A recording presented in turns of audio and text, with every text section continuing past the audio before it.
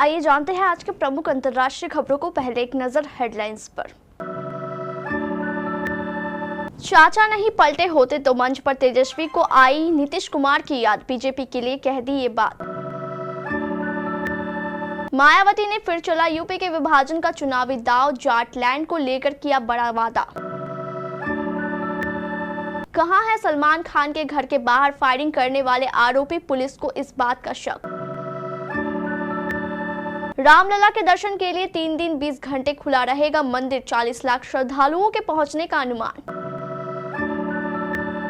नोएडा में दिल्ली से सस्ता मिल रहा है पेट्रोल, जाने क्या है रेट।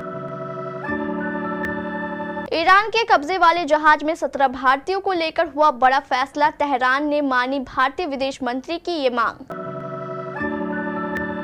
पाकिस्तान के बलूचिस्तान में 11 लोगों की हत्या, बलूच आतंकियों ने ली हमले की जिम्मेदारी। इजराइल पर ईरान के बड़े हमले के बाद औंधे मुंह गिरे तेल के दाम, इतनी कम हो गई कीमत।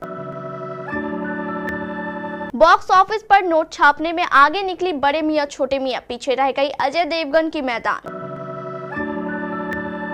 और रोहित शर्मा के शतक पर भारी पड़े महेंद्र सिंह धोनी। पूर्व उप मुख्यमंत्री व राजद नेता तेजस्वी यादव ने कहा कि INDIA गठबंधन की सरकार बनने पर बिहार को विशेष राज्य का दर्जा दिलाएंगे, 1 करोड़ युवाओं को नौकरी देंगे। उन्होंने कहा कि मात्र 17 महीने में 5 लाख नौकरियां दी जाएगी। चाचा नहीं पलटे होते तो 10 लाख नौकरी देते। 200 यूनिट बिजली निःशुल्क देंगे, 500 रुपए में रसोई गैस का सिलेंडर देंगे, 10 फसलों का MSP देंगे, अर्धसैनिक बलों को शहीद का दर्जा देंगे। उन्होंने कहा कि आज देश की सबसे बड़ी दुश्मन बेरोजगारी, महंगाई, शिक्षा व गरीबी बनी हुई है, जबकि भाजपा सरकार इस पर बात नहीं करती, इधर उधर के मुद्दों पर बात कर लोगों का ध्यान भटकाती है। इससे सावधान रहने की जरूरत है। बसपा सुप्रीमो मायावती ने मुजफ्फरनगर के चुनावी मंच से एक बार फिर प्रदेश विभाजन का कार्ड चला है। यहां उन्होंने बसपा प्रत्याशी के समर्थन में रैली की और कहा कि अगर केंद्र में उनकी सरकार मजबूती के साथ आती है तो पश्चिम उत्तर प्रदेश को अलग राज्य बनाने के लिए ठोस कदम उठाए जाएंगे। इसी तरह से एक बार फिर विभाजन की बात चुनावी माहौल में सामने आ गई है। दरअसल बसपा सुप्रीमो मायावती रविवार को लोकसभा चुनाव के मद्देनजर सहारनपुर पहुंची थी। यहां उन्होंने अपने प्रत्याशी के प्रचार में एक जनसभा को संबोधित किया, जिसके बाद उन्होंने मुजफ्फरनगर लोकसभा सीट के लिए GIC मैदान में भी एक रैली को संबोधित किया। बसपा ने यहां से दारा सिंह प्रजापति को प्रत्याशी बनाया है। मंच से जनता को संबोधित करते हुए मायावती ने कहा कि अगर केंद्र में उनकी सरकार मजबूती के साथ आती है तो पश्चिम उत्तर प्रदेश को अलग राज्य बनाने के लिए ठोस कदम उठाए जाएंगे। बॉलीवुड अभिनेता सलमान खान के बांद्रा स्थित गैलेक्सी अपार्टमेंट के बाहर रविवार 14 अप्रैल 2024 को सुबह हुई फायरिंग में कुछ अहम जानकारी सामने आई है। पुलिस सूत्रों के मुताबिक आरोपियों ने फायरिंग करते समय जिस बाइक का इस्तेमाल किया था उसका रजिस्ट्रेशन पनवेल का है। पुलिस बाइक मालिक की जानकारी निकाल रही है। पुलिस को शक है कि बाइक चोरी की भी हो सकती है। सलमान खान का फार्म हाउस भी पनवेल में है। दोनों आरोपी बाइक माउंट मेरी चर्च के पास छोड़ ऑटो या किसी और पब्लिक वाहन से पहले बांद्रा रेलवे स्टेशन गए। वहां से दोनों ने लोकल ट्रेन पकड़ी और सांता क्रूज उतरे। पुलिस को शक है कि दोनों मुंबई शहर के बाहर जा चुके हैं, लेकिन ये सड़क के रास्ते गए या ट्रेन के, ये अभी साफ नहीं हुआ है। अयोध्या में रामनवमी को लेकर यूपी सरकार ने तैयारी तेज कर दी है। रामनवमी के अवसर पर करीब 40 लाख श्रद्धालुओं के पहुंचने का अनुमान है। इस भारी भीड़ को देखते हुए तैयारी भी उसी अनुरूप की जा रही है। दर्शन के लिए मंदिर अधिक देर तक खोले नहीं जाएंगे। 3 दिनों तक 20-20 घंटे तक मंदिर खोले जाएंगे। अयोध्या प्रशासन सब राउंड द क्लॉक तैयारियों की हर स्थिति पर नजर रखेगी। अयोध्या में 17 अप्रैल को रामनवमी के लिए प्रशासन ने तैयारी तेज कर दी है। प्रशासन ने रामनवमी उत्सव को देखते हुए सभी से कंट्रोल रूम को एक्टिव कर दिया है।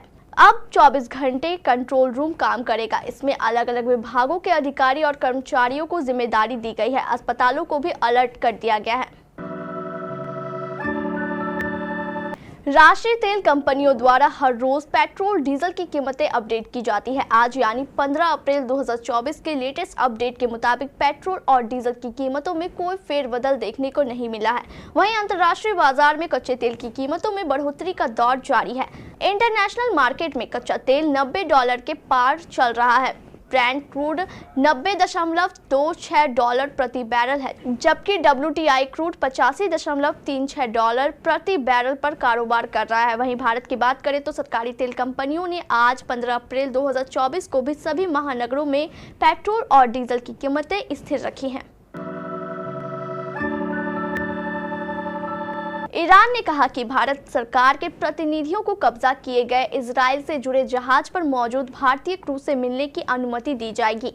ईरान की घोषणा भारत के विदेश मंत्री डॉक्टर एस जयशंकर और उनके ईरानी समकक्ष डॉक्टर अमीर अब्दुल्लाहियान के बीच रविवार को फोन पर हुई बातचीत के बाद आई है। इस दौरान ईरानी विदेश मंत्री को भारत को इजराइल पर की गई कार्रवाई के बारे में भी जानकारी दी। ईरान की तरफ से जारी बयान में कहा गया है कि आमिर अब्दुल्लाहियान ने फोन पर बातचीत के दौरान भारतीय समकक्ष को ईरान के वैध आत्मरक्षा और इजरायली शासन को सजा दिए जाने के बारे में जानकारी दी। पाकिस्तान के अशांत बलूचिस्तान प्रांत में अज्ञात आतंकवादियों ने कम से कम 11 लोगों की हत्या कर दी, जिसमें 9 बस यात्री शामिल थे। न्यूज एजेंसी के मुताबिक बलूच आतंकवादियों ने इस हमले की जिम्मेदारी ली है। पंजाब प्रांत में रहने वाले 9 युवकों की शनिवार को बलूचिस्तान प्रांत के नौसकी इलाके में उस समय मौत हो गई जब बंदूकधारियों ने उन्हें एक बस से जबरन उतार दिया और उनकी पंजाबी जाति की पुष्टि करने के बाद उनका अपहरण कर लिया।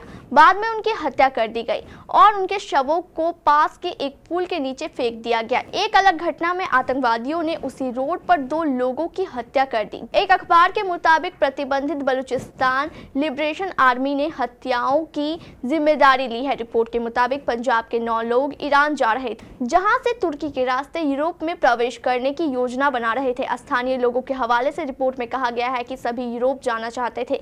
सभी तीर्थयात्रियों का बहाना करके ईरानी सीमा अधिकारियों की जांच से बचना चाहते थे। इजराइल पर ईरान के हमले के बाद कच्चे तेल की कीमतों में उछाल आने का अंदेशा जताया जा रहा था। मिडिल ईस्ट में बढ़ते तनाव के बीच तेल की कीमतों पर इसका असर पड़ने की संभावना जताई जा रही थी। एनालिस्टों का अनुमान है कि अगर यह युद्ध बड़ा रूप लेता है तो ब्रेंट क्रूड ऑयल का भाव $100 प्रति बैरल के पार जा सकता है। हालांकि इन सब के बीच क्रूड ऑयल की कीमतों में एशियाई बाजार में गिरावट आई है। ईरान की कार्रवाई की उम्मीद में कीमतें पहले ही बढ़ गई थी। पिछले हफ्ते ब्रेंट क्रूड 6 महीने के उच्च स्तर के करीब पहुंच गया था।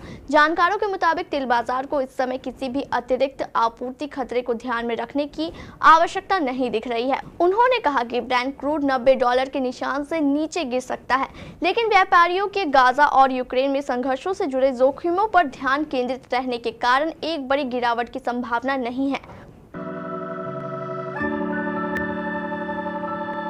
अक्षय कुमार और टाइगर श्रॉफ की फिल्म बड़े मियां छोटे मियां ईद पर रिलीज हुई। अजय देवगन की मैदान से क्लैश होने के बावजूद फिल्म ने अच्छी ओपनिंग की थी, लेकिन उसके बाद कमाई में भारी गिरावट आ गई। हालांकि फर्स्ट वीकेंड पर बड़े मियां छोटे मियां के कलेक्शन में तेजी देखी गई, लेकिन कलेक्शन सिंगल डिजिट में हो रहा है। बड़े मियां और छोटे मियां फुल एक्शन थ्रिलर फिल्म है, जिसे पहले दिन बॉक्स ऑफिस पर अच्छा रिस्पॉन्स मिला था। फिल्म ने पहले दिन 15.65 करोड़ के साथ ओपनिंग की थी। बड़े मियां छोटे मियां 4 दिनों में देश भर में 40.75 करोड़ का बिजनेस कर पाई है। इंडियन प्रीमियर लीग यानी IPL 2024 सीजन में रविवार 14 अप्रैल को चेन्नई सुपर किंग और मुंबई इंडियंस के बीच धांसू मैच खेला गया। इस मुकाबले में महेंद्र सिंह धोनी के 20 रनों से रोहित शर्मा का नाबाद शतक हार गया। मैच में धोनी ने मैदान में उतरते ही तूफानी अंदाज में 3 करारे छक्के जड़े, जिससे पूरा वानखेड़े स्टेडियम थर्रा गया। धोनी ने 4 गेंदों पर नाबाद 20 रन बनाए और यही रन मैच में जीत हार का अंतर साबित हुई। चेन्नई ने 20 रनों से ही मुंबई को करारी शिकस्त। यह जीत इसलिए भी खास रही क्योंकि मुकाबले में मुंबई इंडियंस के पूर्व कप्तान रोहित शर्मा 63 गेंदों पर 105 रनों की शतकीय पारी खेलकर नाबाद रहे थे, लेकिन वो टीम मैच नहीं जिता सके।